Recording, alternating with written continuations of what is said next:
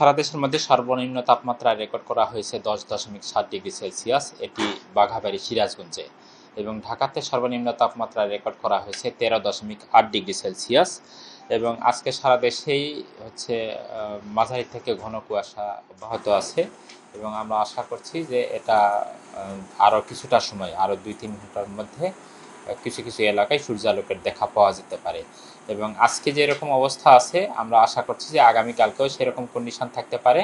তবে এর পরের দিন অর্থাৎ আগামী 25 তারিখে গিয়ে এই যে যেরকম ঘন কুয়াশা আছে এই ঘন কুয়াশা অনেকটা কেটে যেতে পারে।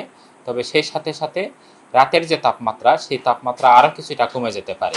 আমরা আশা করছি যে 25, 26, 27 এরকম সময় আপনার তাপমাত্রা কিছুটা কম থাকতে পারে। তবে 28 তারিখ থেকে দিন এবং রাতের দুটোরই তাপমাত্রা আবার বৃদ্ধি পেতে থাকবে।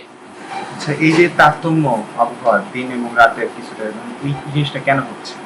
জি, আসলে দেখুন, এটার প্রধান কারণ কিন্তু সূর্যের অবস্থান।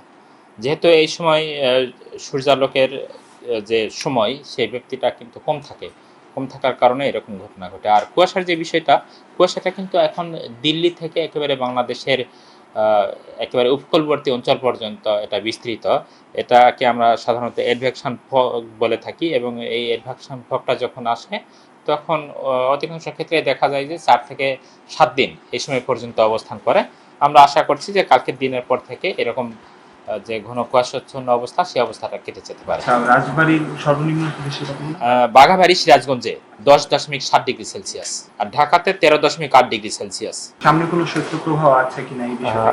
আমরা এখন পর্যন্ত যেরকম অবস্থা দেখতে পাচ্ছি তাতে হয়তো বিক্ষিপ্তভাবে দেশের উত্তর পশ্চিমাঞ্চলের 1-2টি জায়গাতে শৈত্যপ্রবাহ, মৃদু ধরনের শৈত্যপ্রবাহ থাকতে পারে। এছাড়া উল্লেখযোগ্য শৈত্যপ্রবাহ থাকার সম্ভাবনা নেই, বরং 28 তারিখ থেকে দিন এবং রাতের তাপমাত্রা আরও কিছুটা বৃদ্ধি পেতে থাকবে এবং মানুষের মধ্যে একটা সহনীয় অবস্থা বিরাজ করতে পারে। বিষয়টা এরকম কিনা, মানে বিস্তর এলাকা জুড়ে না? জি, আমরা এখন পর্যন্ত যেরকম অবস্থা দেখতে পাচ্ছি তাতে 25 তারিখে হয়তোবা দেশের উত্তর পশ্চিমাঞ্চলের 2-1টি জায়গায় বিক্ষিপ্তভাবে মৃদু ধরনের শৈত্যপ্রবাহ বয়ে যেতে পারে।